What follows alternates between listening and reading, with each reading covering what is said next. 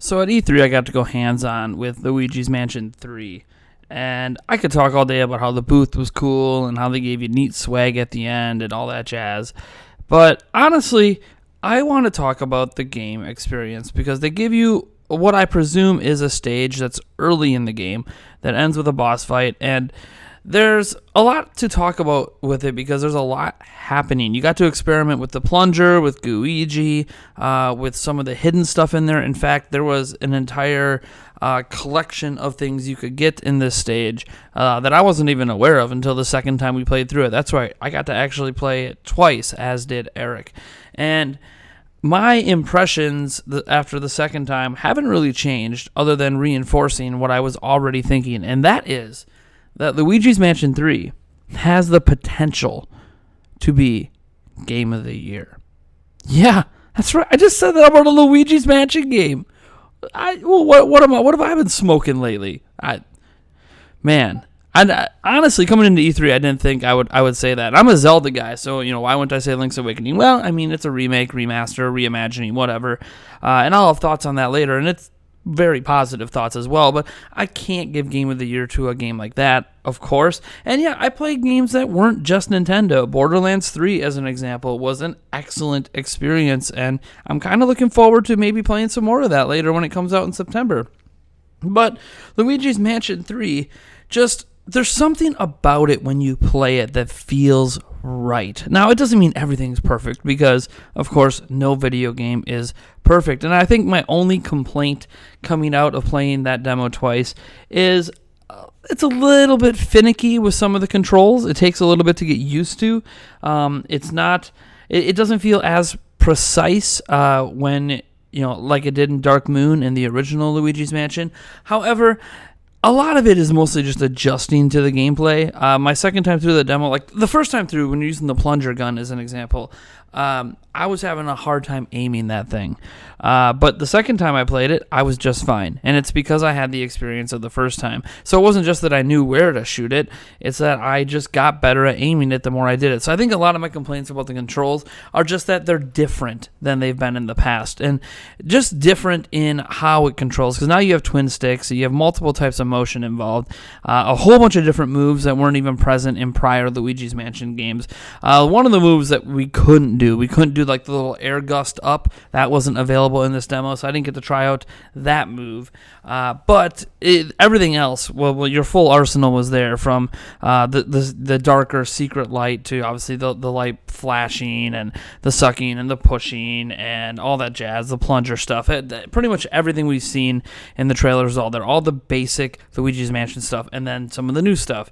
What's interesting is you start out, and it's a medieval setting. It's one of the apparently each floor or each area of the hotel is themed after something, and we got to play the medieval area.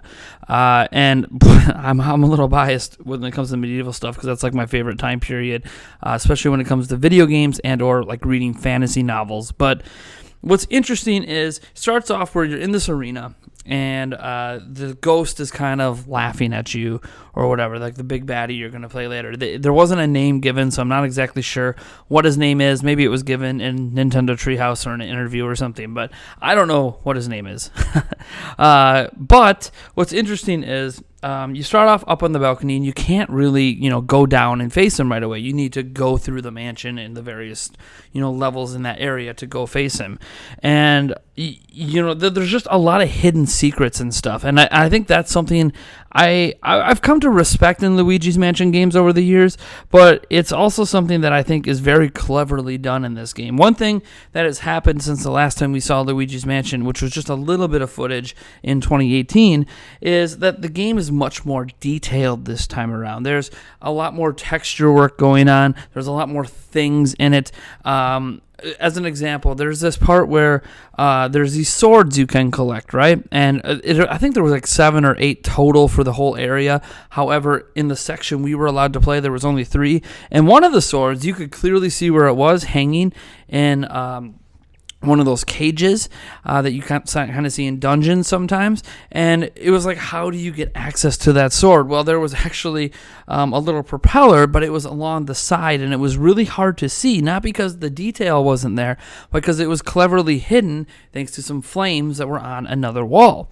And it's little details like that that I really am starting to fall in love with Luigi's Mansion 3. It's like the developers know that they have the horsepower here to add in these tiny, minute details that you might not think mean anything, and then all of a sudden you interact with it in some way, not being prompted to do so, and suddenly discovering something amazing. Whether it's walking behind barrels and climbing up hidden ladders, or whether it's using Luigi to do things in a way that you can't do with just Luigi himself. In fact, there's actually a puzzle in there where you're raising and lowering an elevator that has to do with using both of them, and also one of the hidden objects in the game, I think, had to use both of them as well. So there's a really cool mechanics there, and I did confirm, we couldn't do it in this demo, but I did confirm with Nintendo reps that there will be co-op play in single player. I don't know if that's something that's been announced, but that is something they confirmed with me. The multiplayer stuff is not just for the online 8-player mode. It's actually something you can do both locally, and they said they were debating on online. It wasn't necessarily going to be there necessarily day one, at least what I was told. Maybe you guys have heard different. I can only go off the information that was given to me. Now, the interesting part in playing this to me is just, one, the game just felt more spooky. Now, for my taste, it could have been a bit darker. I do think there's still a little bit too much light going on, but then again, at least the game had torches everywhere, so since there was torches everywhere, the light made a little bit more sense. But the ghosts themselves were interesting. They were almost all the same type of ghost. Some were different colors, like there were some red ones and green ones. Some had shields. Some didn't, and you do with the shields with the plunger. I actually saw that in the trailer, so I already knew what to do when I saw the shield. But what was cool is when you got to the boss, he has a shield as well, and the plunger move does not work. That has nothing to do with beating the boss. In fact, you think heading into it the whole time that the plunger is going to have something to do with beating the boss, and it doesn't, and it actually confused me the first time I did it. In fact, the footage you've seen that we put up of Luigi's Mansion shows me like struggling with the boss at first, like just trying to figure out how the heck do I beat this dang thing, because I'm firing plungers and trying to suck it and remove his shield. It's not working because that's not how you beat it. I don't, if you've seen the footage already, you kind of know how it works. You flash a light at him at a certain time. Blah, blah, blah. There's just a neat mechanic with it. And there's like 2 phases to the boss fight as well. However, the second phase is honestly pretty easy. The first phase, however, can be a bit challenging because there'll be arrows flying all over, and he charges at you, and you can only really do damage to him in a certain circumstance if you time things just right. And it's just a lot of fun. And out of all the demos I played at E3, and I played a lot, Luigi's Mansion 3 is the one that really left the lasting impression from the moment I touched it the first time to the moment I touched it the second time. There's just something about this game that feels right. And that is really the biggest takeaway I have, is Luigi's Mansion 3 is just exactly what it should be. And I don't know, if I'm just going to throw this out there, I don't think anyone is going to give Luigi's Mansion Game of the Year over Pokemon, or Game of the Year over, heck, maybe even over Astral Chain, which looked amazing, but we weren't able to touch. I don't think anyone's going to give it Game of the Year over Borderlands, or Game of the Year over the zillions of games coming out. But personally, I think Luigi's Mansion 3 might be the best game coming to Switch this year. And if that's the case, to me, that's Game of the Year potential. Now, obviously, we'll have to play the rest of the amazing games coming out this year to really determine that later this year. But and we need a release date. Obviously, there's some frustration right now that we know the release date of so many of the Switch games this year, but not Luigi's Mansion. It's still just saying, yeah, don't worry, we'll give you a release date later. And for those worried about the release date, by the way, I did talk to someone when Eric was off using his Ubisoft Fast Pass and getting a pig mask for Cyberpunk.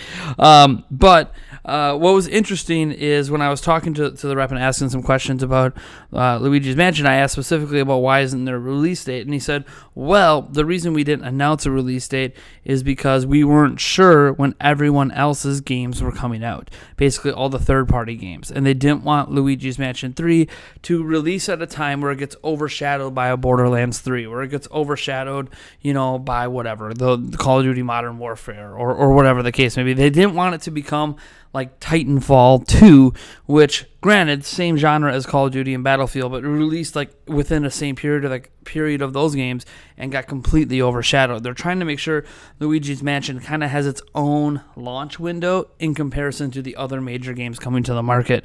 They weren't worried about it with Pokemon because obviously they know that Pokemon is such a big game that nothing's really going to be able to overshadow Pokemon. They weren't worried about it with most of the other games. When you see, they gave all these release dates for other games because they're not worried about them. Some of them are smaller titles. Some of them, like Zelda, just carry that Zelda name and are going to sell regardless of when you release it.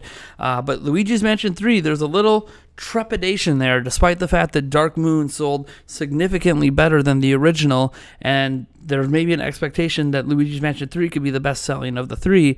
They still want to make sure it has that solid release window, that nothing's going to take away some of the shimmer of this game. And personally, I understand that. I think that is really good reasoning to not have a release date just yet. But from what I was told, the game's basically done. It's in the final polishing stages at this point. In particular, they're still, I was told anyways, polishing up some of the controls, in particular dealing with the new plunger mechanic.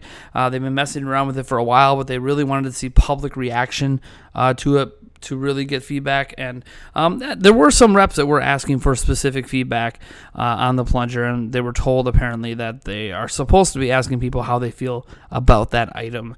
So it is something they're still working with and tweaking. But honestly, as I said, the second time around with it, it felt fine. So again, I think it's just me adjusting my mentality from prior Luigi's Mansion games to this one. Now, we didn't get to see a lot of the story, so I can't judge the story for what it is. Obviously, we know, about the Mario characters going missing and Luigi's trying to save them. I get that whole aspect of it, and I know that's just like the one giant mansion hotel thing, but man, the game looks way better, way more detailed. The puzzles are very intuitive and clever, and for collecting things, it's not easy per se.